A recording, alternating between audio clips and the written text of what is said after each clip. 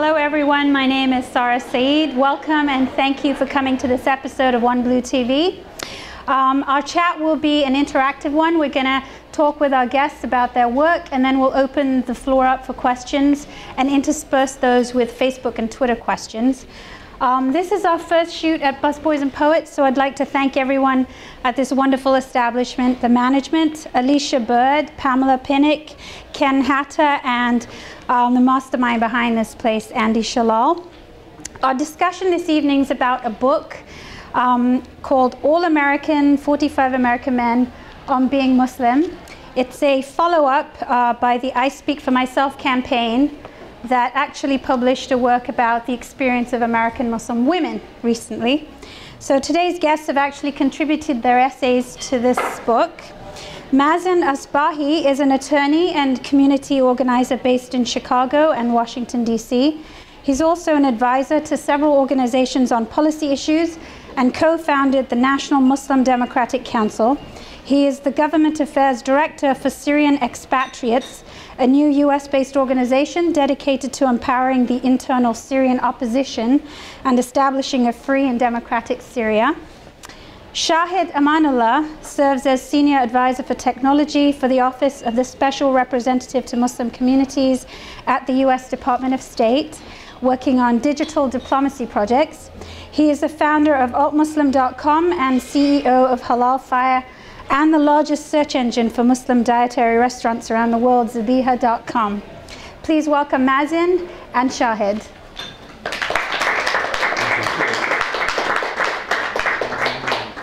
So I read the book, and it was very diverse, but I want to ask you a question.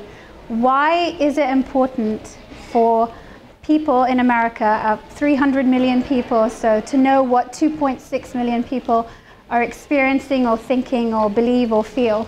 Mazen?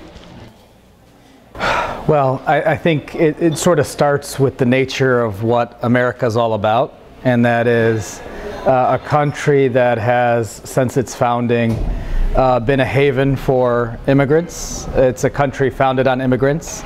And American Muslims are among the newest immigrants, and given America's involvement in the world and its responsibilities that it shares or that it bears as the superpower, a familiarity, a connection, a deep relationship with its own American Muslim community is simply a necessity.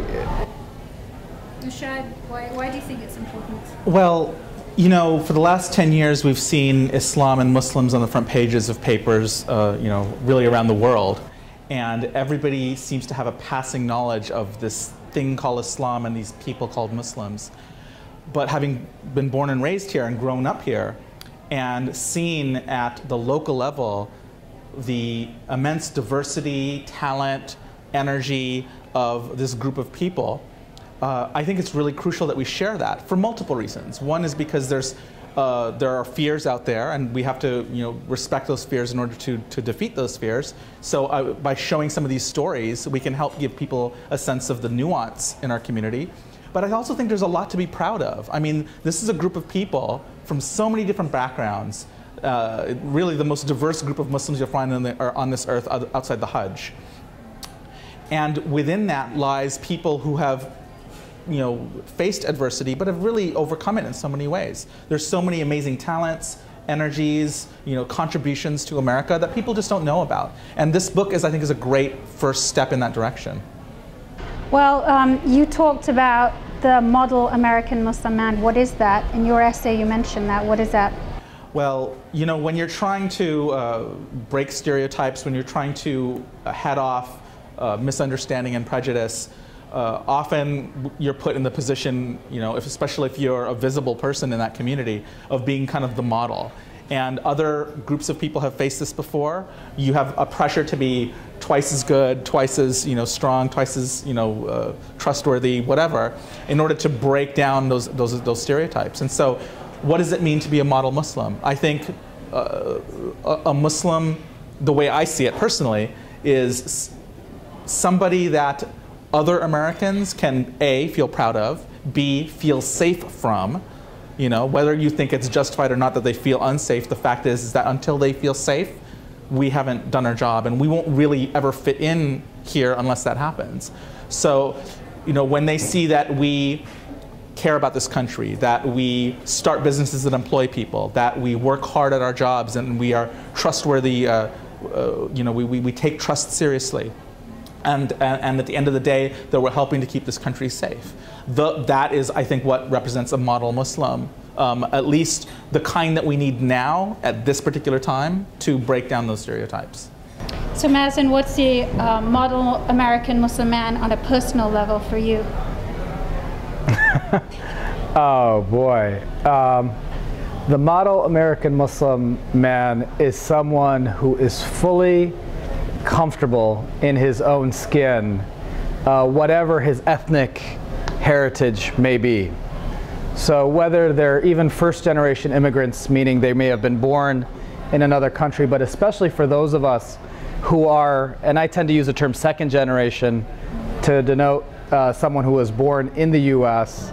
And American in that way, that they're 100% comfortable in their skin as Americans, and never doubts for a second the full throttle of what that means.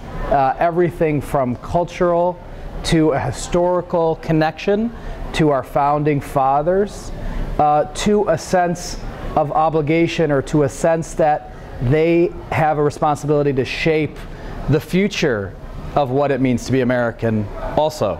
So it's not just we absorb the history of this nation, but we're also very much attuned to shaping the future of this nation. Have you, in your experience, ever found yourself conflicted between being an American Muslim man and, well, actually, it would be between being American and a Muslim man? Have you ever come across that in your work or in your personal life? I think when young people are trying to struggle with their identity, they're always going to run into that. I think it's a perfectly natural part of growing up. You're trying to figure out who you are, right? And to the extent that you feel a conflict, at least for me and the people that I know growing up, that conflict did not come from within so much as it came from without. I mean, it's other people telling you you can't be both. But I think for my generation, looking in and kind of pushing those voices out and really exploring that, I mean, I personally don't know anyone who had a problem reconciling those two, because the American landscape allows for such a freedom to be who you want to be, that that freedom stops when you're imposing on the rights of others. And so long as you live in this space where you want to be a Muslim and contribute to society and whatnot, and just like everybody else has a right in society to be who they are without infringing on other people's rights, then there's really no conflict. The conflict only comes when you want to impose your will on other people, and there are people like that in every group of people. I mean, we see that in the political scene in this country. So as long as that we have that harmony, I think we'll be fine. But it really is forces from outside that are telling us that we can't be both that leads to a lot of people questioning that. Mazen? Oh boy. So for me, I'd have to say I had it very easy growing up. I'm fairly light-skinned because of my Syrian background. And grew up in the Detroit area where there's a lot of diversity, and went to a very diverse school. And although my sisters covered later in life, they, because they wore the hijab, had more difficult issues growing up than I did. So I never really had a major moment where there was a conflict until, the Obama campaign in 2008. Tell us a little bit about that. So that's the subject of my essay in the book, which is the first time I've ever really told the story in print from my vantage point of this immense experience that I had in 2008. The short story is that I got so excited about Barack Obama's candidacy for president. He's a Chicagoan, I'm a Chicagoan. I had heard of him ever since even I was in law school in '97. In fact, there's a nice story to tell there. But to keep it short, I decided to take a leave of absence from my large law firm in order to work full-time for the campaign, thinking that I could play a solid role or a positive role in bridging the campaign to the American Muslim community and also the Arab American community.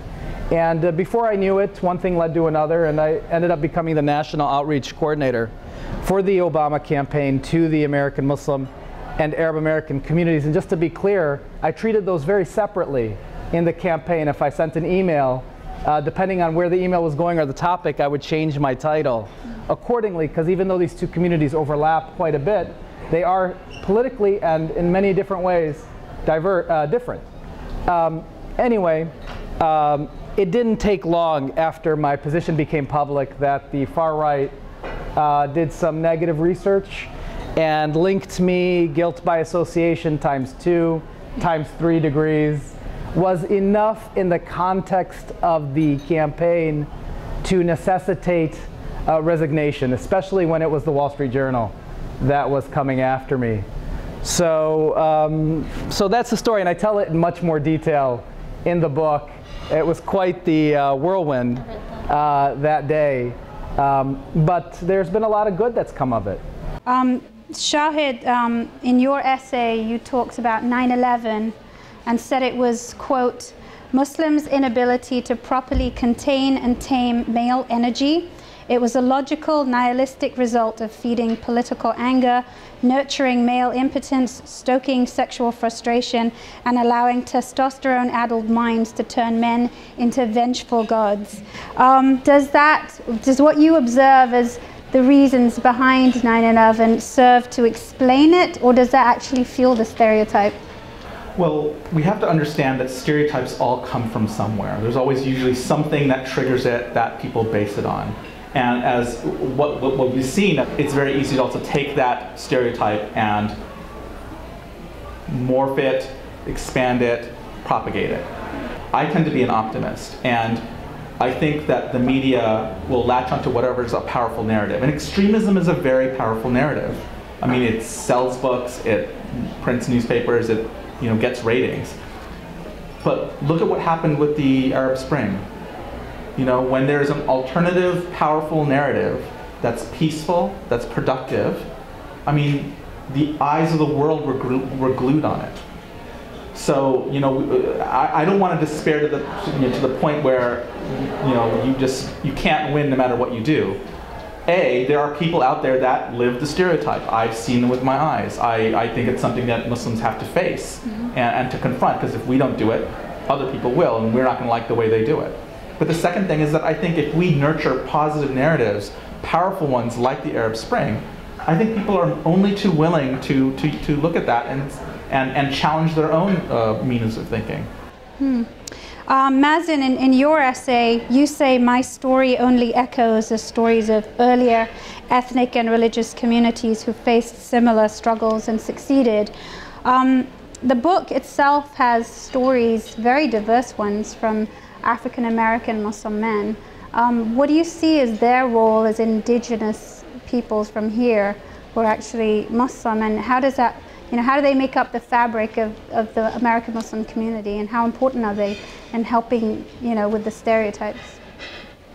Oh boy, that's a huge topic, and it sort of revolves around what is the relationship between the immigrant Muslim community, or the immigrant-based Muslim community, and the African American Muslim community, and where do people like Shahid and I fit into that as second-generation American Muslims? I can tell you that I'll just give you an anecdote. Perhaps the one book that had the largest impact in my whole life was the autobiography of Malcolm X. I read that on a beach in Latakia, Syria, at the age of 15, and could not put it down. I think I got sunburned like there was no tomorrow.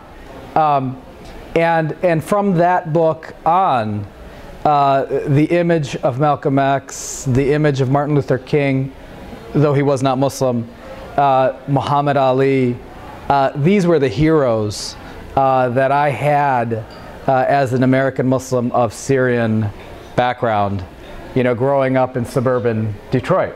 And And so there was always this deep sense of respect for the African American Muslim and for the African American generally in understanding the transition from from slavery to a free peoples within the United States, how long that took, the type of sacrifices that required, and all of the discussion about civil rights, secret evidence, etc., pales in comparison to, what used to happen in the 40s, 30s, and well before, of course. Yeah, I think that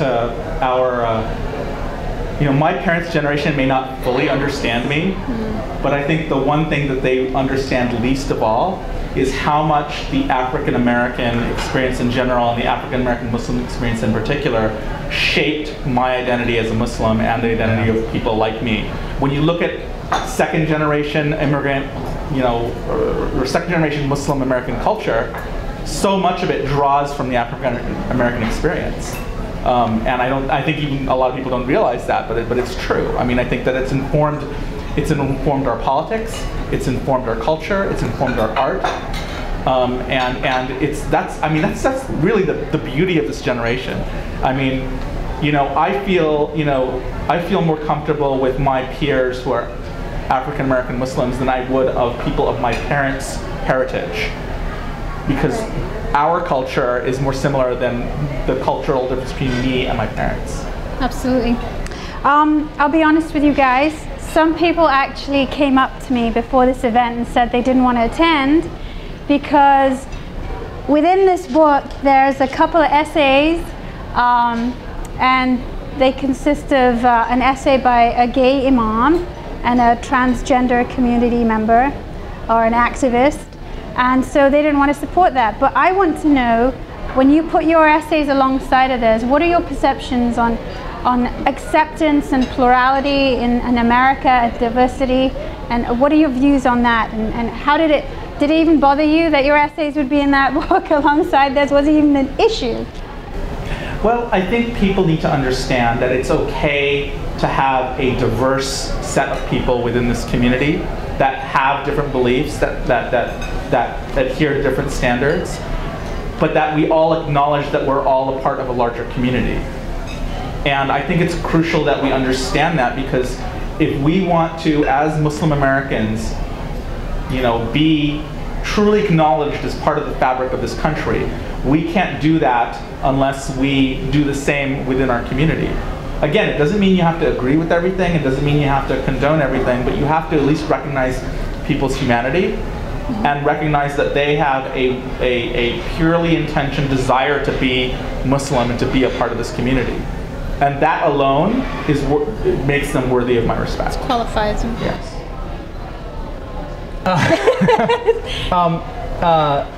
I would echo everything Shah had said. I agree 100%.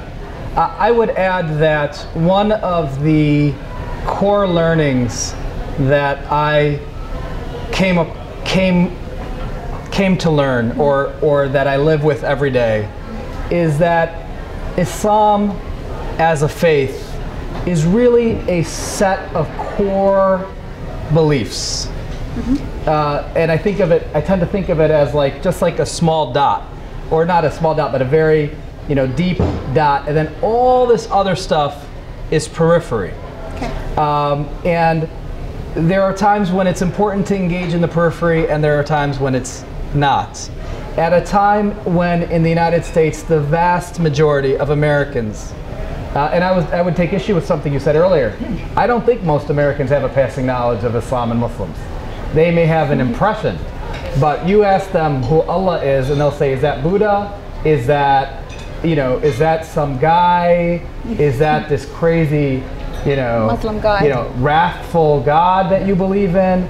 I mean, the very basics are misunderstood by a huge swath of the American population. Right. And I think we as American Muslims, we forget that. We are often in our circles of friends and colleagues, whether Muslim or non-Muslim, and they know us, and they know the basics. But you step outside of your comfort zone and you realize that the very basics, the monotheistic, the Abrahamic roots, etc., are missing.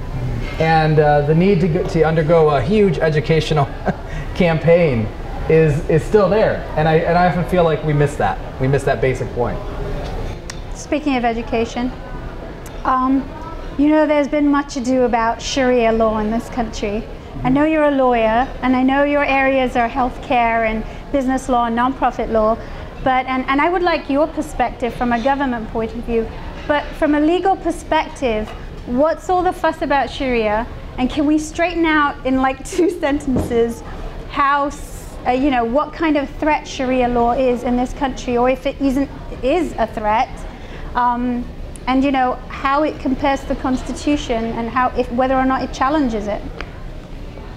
Again, big topic. To bring it home quickly, the Sharia law threat is a hoax that's well funded and a diversion meant, I believe, to keep American Muslims out of the mainstream and to continue to fuel the xenophobia.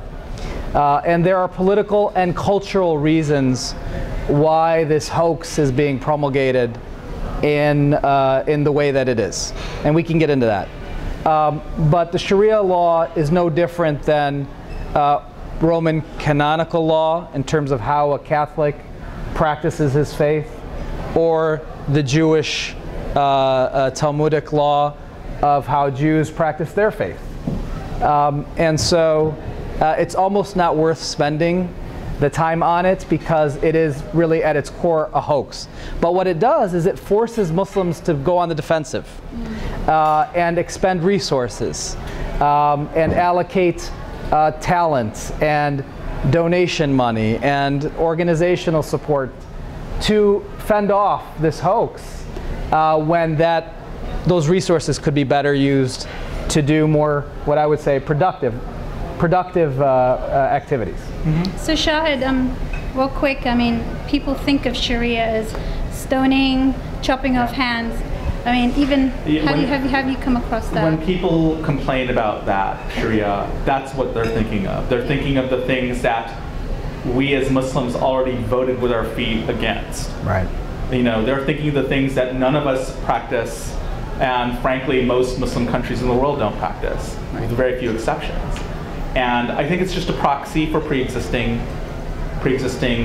distrust and hatred, frankly. And that's you know, frankly, I have too much faith in the Constitution to think that it would ever be overrun by people who want to do things like that. And you know, I don't worry about it at that level. I do worry about it at the prejudicial level, but you know, never come across. All I would tell people is have some faith in the Constitution. It's a very strong and powerful document that is fully in line with the way the vast majority of Muslims practice their faith.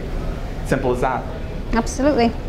Okay, well, thanks for sharing your insight. I think we'll open the floor up for questions from the audience. Or I have a Twitter question, so I'll ask it. How do you assess the threat of homegrown terrorists? How serious is it, and what can be done? Ooh, that is a good question. The nature of terrorism is such that even if one person succeeds, we have a problem, right? And so the good news is that it's been marginalized to the point where you're talking about what they call lone wolves. Like Nadal. Individual people who are acting on their own. But the trouble is that those people are hard to find and detect. So what it means is that we as communities need to be vigilant to make sure people that we know don't fall through the cracks. You know, I mean, it's the same kind of tactics we use in anti-gang measures. But is it a serious threat? Is it as big as it seems? Given the situation that Muslims are in now in this country, we can't afford to have even one person slip through the cracks to do something. We will all get tarred for that. And so, yes, it means we have to be twice as vigilant. Yes, it means we have to look through our own communities. But, you know, we're at a very sensitive time right now. You know, and I think that necessitates us going that extra mile. Okay. That was a good answer. Yeah, do you want to? Nothing to add. I mean, I think you nailed that. Okay. Any other questions? I guess another one is, okay. How did you start Zabiha.com? I was hungry. I was in Silicon Valley working at a startup, and there was a bunch of people around, and you know, you work late, you just want to go out to eat stuff, and we kind of came up with a collection of halal restaurants in Silicon Valley that we'd all individually gone to. I decided to throw them up on a web page. And then that web page kept getting visited so often, I just decided I might as well just make this a kind of a global thing. And so it started with 200 restaurants in America. That has since grown to now 5,000 to 6,000 restaurants in America and about 20,000 around the world. And the great part about this is that this was driven by the passion of the user. And you know, at the end of the day, it wasn't just about people who wanted to keep strict halal diets. This is about people who wanted to express their cultural identity through food. And food is a great cultural medium. And it's not just for Muslims to express, it's for other people to enjoy. And you know, other communities in this country have used it as a medium to break down stereotypes and to introduce people to their lives. And this was just another way to do that, and I'm really happy that it's been as successful as it has. I guess what's the level of traffic? It's the largest. It's the original and largest of its kind. It's about 10 to 12 million people who use it every year, including about we've just surpassed 250,000 downloads of our mobile apps, and you know, it's something I basically had a team of people. I have a team of people who are running this while I'm at the State Department, and just from what I hear from them, it's just going up and up and up. I mean, people enjoy, you know, it's not just the food thing, it's the identity thing, it's the expression, and a lot of great mixes of different cultures are happening within the halal scene. You go to New York and you've got a whole halal cart scene, and people who don't even know what halal food is want to run out and get some. You know, I think the most ironic thing about the whole Ground Zero thing is that you have all these protesters who are protesting that center, and then after they're done with their protest, they go to the halal carts for lunch. You know, and it just shows you how culturally woven we are into this country, and how food can get to even the most hardened heart. I guess we have one question from the floor. I think your last example is interesting because it shows how one individual person, you happen to be Muslim, but you've got this website and you're contributing to the community, and the fact that you are Muslim and a part of this larger group is secondary in a way, even though your website deals with halal issues. And it just struck me, do either of you think that because Muslims are in the media so much these days, and not in a positive way with everything going on in the world, that it's more difficult for Muslims to fight through to just become individuals contributing to the society than, say, other waves of immigrants who came? You know, I'm Jewish, and I'm not sure if we would have had quite the same struggles that you're going through in this country. I mean, of course, there are Irish, Jewish, lots of immigrants have had struggles with acceptance, but the power of the worldwide sort of this meta-narrative that's going on, I'm wondering if you feel that you can break through, or if it's the challenges are more difficult. I'm going to be a contrarian, and probably a contrarian to most of the people in this book. The Muslim American community is a very blessed community. Whatever struggles we have, it's in the context of Muslims being a fairly well-educated group of people, one of the highest per capita income groups of people in this country. If you look at the last 10 years, if you look at Muslims 10 years ago and Muslims now, every survey, every index says that we're happier, that we are more well off, that we now have elected members of Congress as well as mayors and whatnot around the country that we didn't have 10 years ago. We have visible Muslim faces on TV like Asif Manvi and Ali Belchi, and the list goes on, actually, Fareed Zakaria, Dr. Oz. I mean, there's plenty of visibility that we have now that we didn't have. We have more visible Muslim artists. We have Muslim athletes. what that means is that we're in a position to contribute. And the best way to break down stereotypes and break down fears is to contribute, is to give more than you get. And that's difficult for some people, but it's not difficult for this community. We actually are very well endowed. We can give more than we get. And I happen to also believe that that is the way forward. So public service, is a huge part of that. And there are many people within this community that are pushing people to do just that. So when I hear stories of young Muslims who went to Joplin, Missouri to do relief work after the tornadoes, and you're handing blankets to people and they're looking at you and you're wearing a hijab and they're starting to, you can see the changes happening in their head right away. That someone traveled all this way to help somebody in the heartland who needed it. That's what's going to change things. And this book is kind of the first step in that direction. Mazen? Yeah, I mean, again, agreed. One of the things I'm working on is yet another step in that direction, and that is the National Muslim Democratic Council. And this is something that there's been starts of it in past years. It sort of grows out of a lot of the work that Congressman Ellison and Andre Carson have done in terms of mobilizing American Muslims during the campaign in 2008. The very fact that a presidential campaign had a staffer, which was me for a short time, doing American Muslim outreach was probably a historical first. So this effort, the National Muslim Democratic Council, is again a way in which, a vehicle with which American Muslims who, from their own set of core beliefs as a Muslim, see themselves and commit themselves to the Democratic Party, keeping in mind that the Democratic Party is a big tent and that we live in a two-party system, and want to engage in a very significant way, not from a fear of exclusion, not because they're worried about some of the xenophobia they're seeing in the other party, but from a proactive, acting on principle. This is what I believe as a Muslim in terms of social justice issues, where I want the country to go in terms of the environment, education, opportunity, social safety net, strong middle class. Those principles lead them then to a more contributing, forward-thinking approach to civic engagement. And so that's why I'm spending a lot of time and working with a whole group of others around the country who are of like mind in that respect. A question from the audience is, I guess the question is who exactly, or who's a population, or what kind of person or people are sensationalizing the fear of Sharia?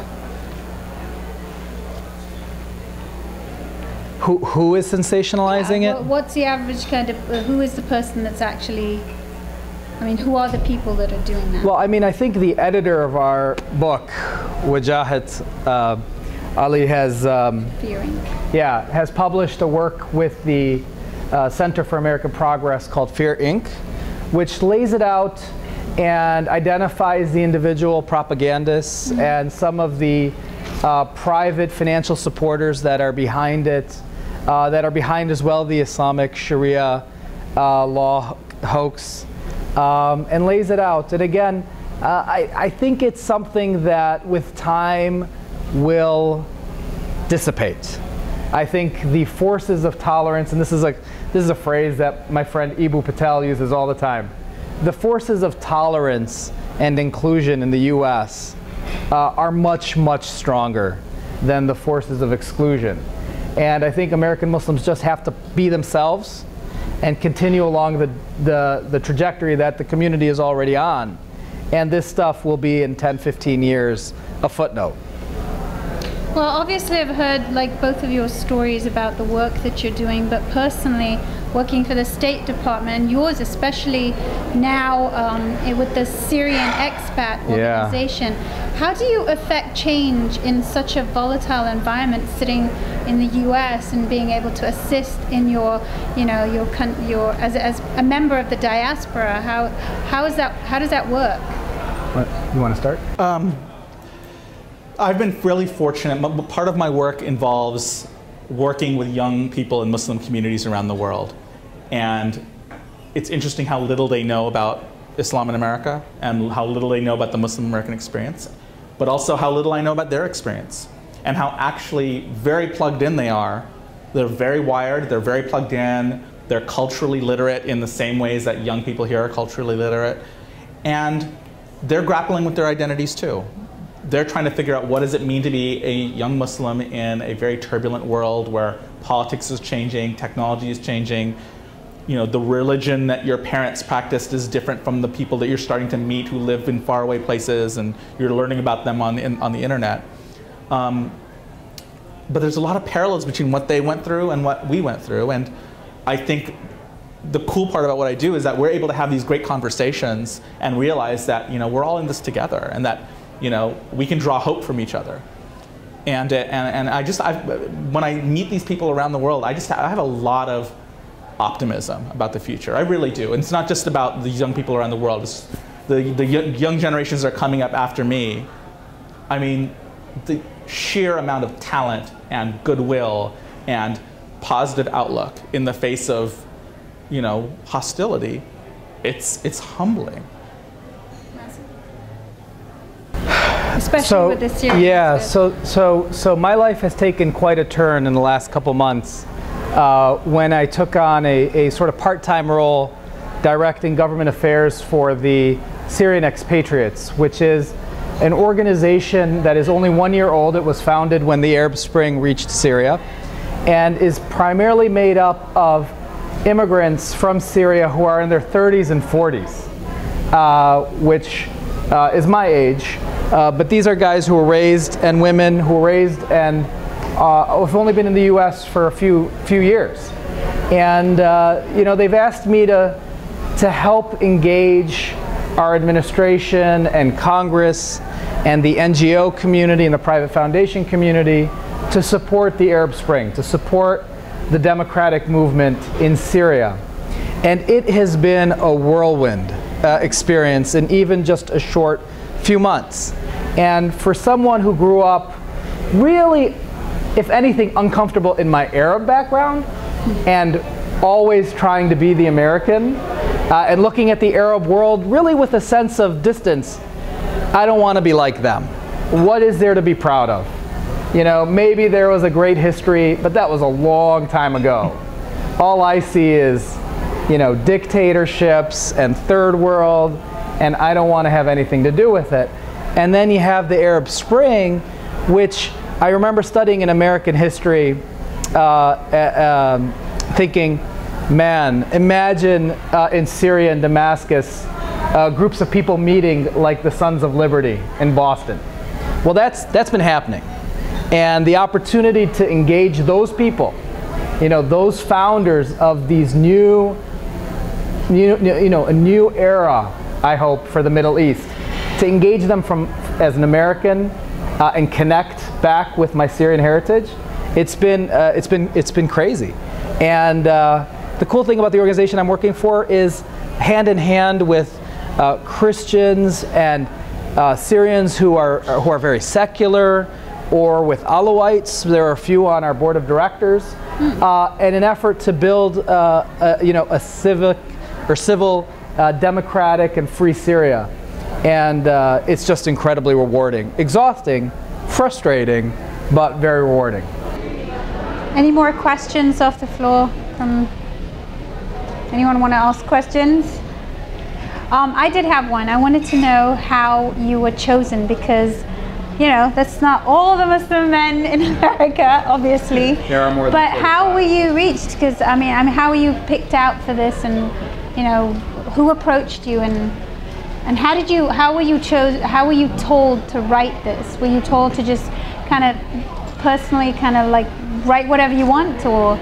Well, I think what the editors did is that, I mean, most of the people who are in this book have had some kind of public face. They're either in the cultural scene or the political scene, or you know, they're somewhat known for something they did. And I think what the editors wanted to do is they want to use that as a hook to tell a bigger story. I think many of the stories here could be mapped to any young Muslim man growing up in America. But each of our, we're each notorious for something. And I think they wanted us to use that as a hook to bring the reader in to tell a deeper story. Yeah, for me it was very difficult. I mean, I went back and forth, and I hadn't told my story. Yeah. For me, writing it was like somebody cut me open, and I was like bleeding it on the. I mean, it was very, not to be too graphic, but that's how it felt. I mean, it's just to write something this personal is just. It's not something I've ever done before. In a way, it was very cathartic. I was glad to get it out, get it done, and move on. But I read it, and I have to say that you can feel the emotion behind it, but it was a very dignified piece. No, thank you. It was very big of you. I mean, it must have been a weird situation to be in, but I think, you came out of it wonderfully. Okay, thank you very much. Appreciate it. So, any more questions from anyone? Is there anything you guys would like to bring up or mention before we wrap up?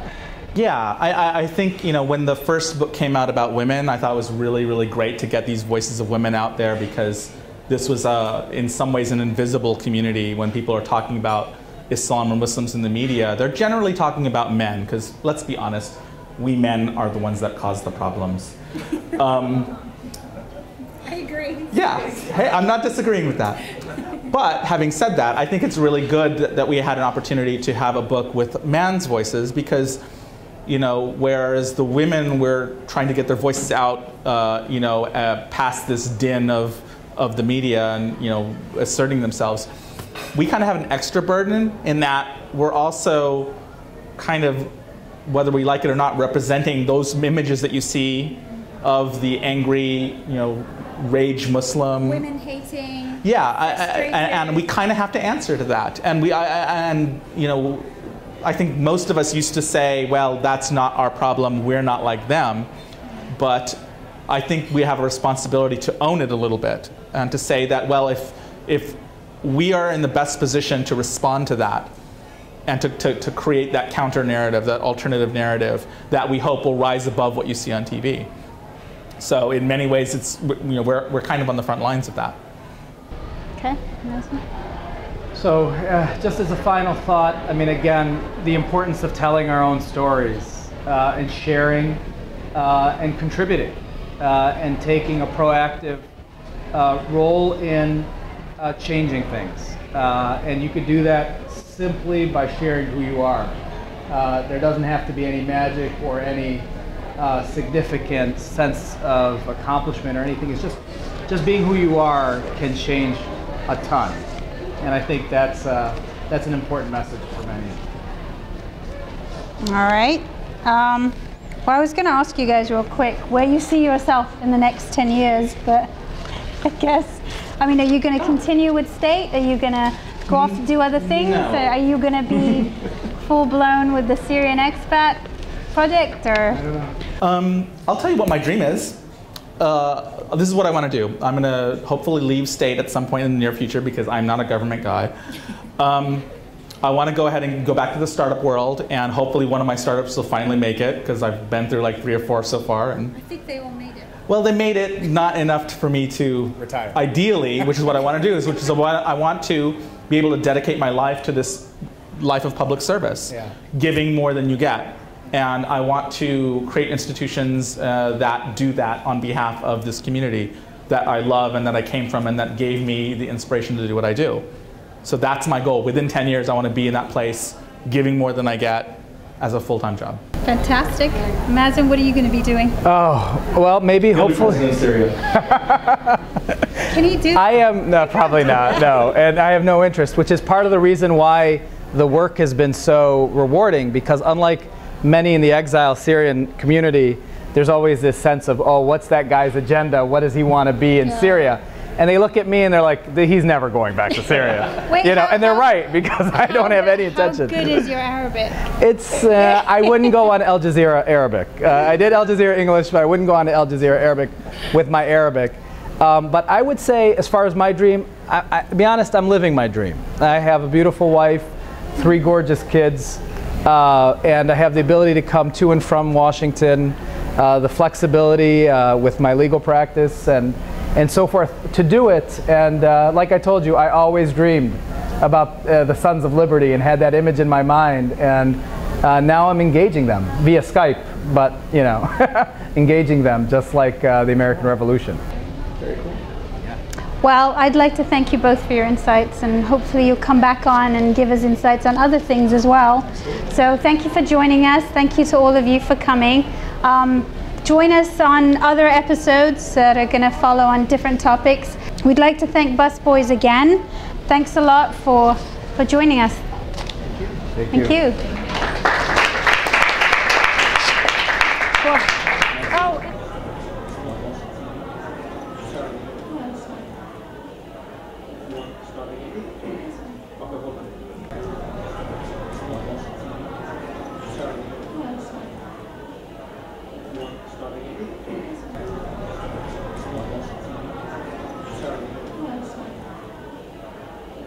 Starting